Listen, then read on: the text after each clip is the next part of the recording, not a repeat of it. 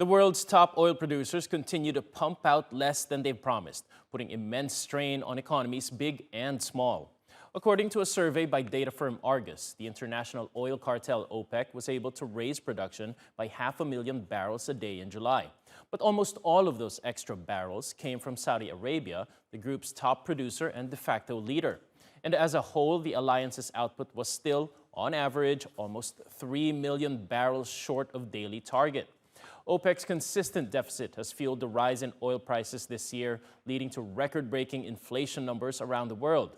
In the UK, data released on Friday showed the cost of living crisis there led to a 0.6% contraction in GDP in June.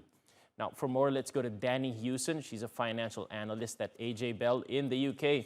Danni, welcome back to the program. Always good to have you. I want to start with the UK economy. So the numbers there showed a slight contraction. It was less than expected, so that's a bit of good news. But can you tell us just how should we take in these numbers? What should be our main takeaway here?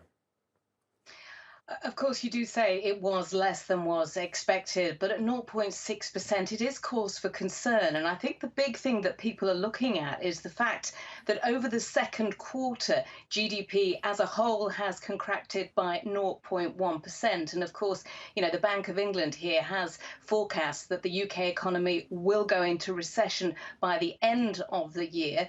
If we have another quarter like the last one, we could be in recession much sooner than that.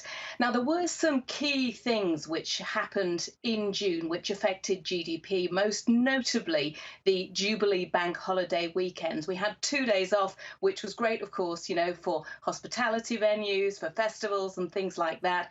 But it did mean that the ordinary day-to-day work thing wasn't happening. So it did mean that output fell.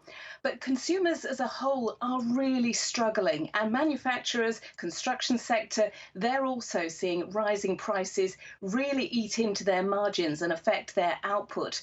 So I think there is big cause for concern here in the UK about these GDP figures and, of course, inflation, which is only expected to go higher.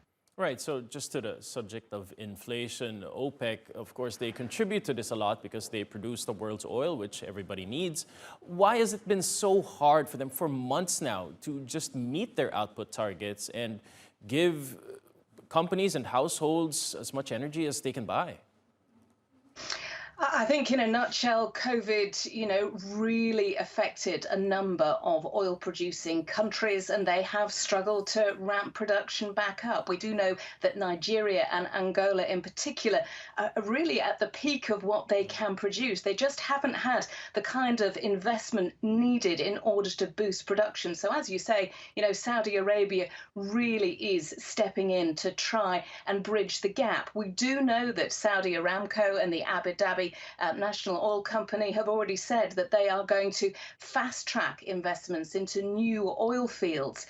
But for decades now, we have had oil companies taking a look at the direction of travel, our shift towards cleaner, greener energy, and thinking about whether or not it is worth putting money in for the long term.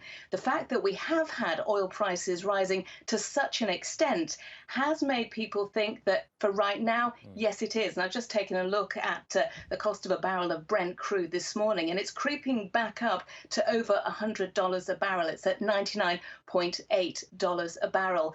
We got down to 94, and a lot of people are thinking that with global economies like the United States and the UK looking towards recession, that would bring the price down. But it's the shortage that I think is of key concern here.